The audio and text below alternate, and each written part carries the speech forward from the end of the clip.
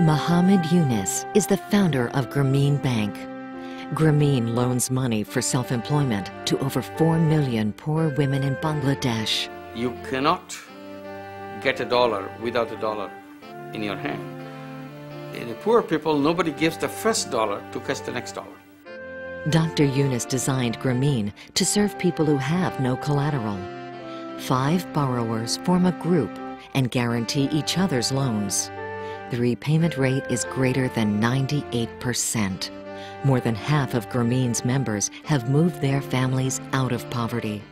We have demonstrated beyond anybody's doubt that it works and is sustainable, and it can work in all kinds of cultural and economic situations.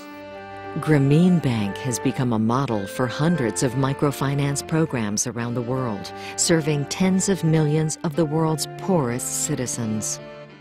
In this program, Dr. Yunus shares the experience and insights gained in his struggle to build the world's leading poor people's bank.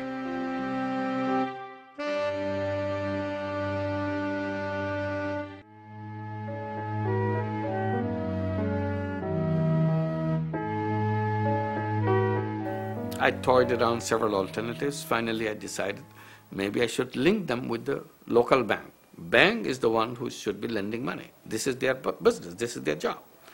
So with enthusiasm, I go to the branch manager or the bank manager who is located in the campus, propose to him that he lend money to the poor people in the village. He fell from the sky. He couldn't believe I even said that. He said, no, it can't be done. It can't be done. I said, why not? Because, he said, poor people are not creditworthy. What does creditworthy mean? Creditworthy means he will not be able to pay back. I said, how do you know? Did you lend them at all? He said, no, I never lent them. So how do you know? He said, everybody knows that. Because they are poor, no matter how much money you give, they will eat and the money will be over. They can't pay you back. So I went to higher officials in the city, downtown. I talked to them. They said the same thing. So every time I go and see somebody, they tell me the same thing.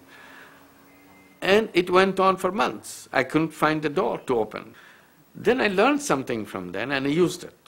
I said, why don't you accept me as a guarantor? I become your guarantor. I sign all your documents. Risk is on me, not on you. You give the money.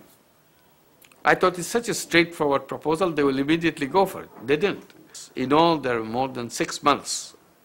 Finally, I was accepted as a guarantor. And it worked. I was very excited that it worked. But the bank manager doesn't change his mind. He said it may work in one village, but if you do it in 2 villages, it will never work. I said, okay, let me do it in 2 villages. So I did it in 2 villages, it worked.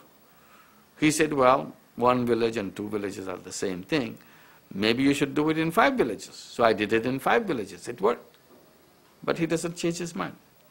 After I have done this several rounds, and I realized that if I do the whole world, he's not going to change his mind. Maybe I should forget about him. So I thought maybe I should have a separate bank doing exactly what I'm doing. And that idea started haunting me, that why don't I have a bank for the poor people?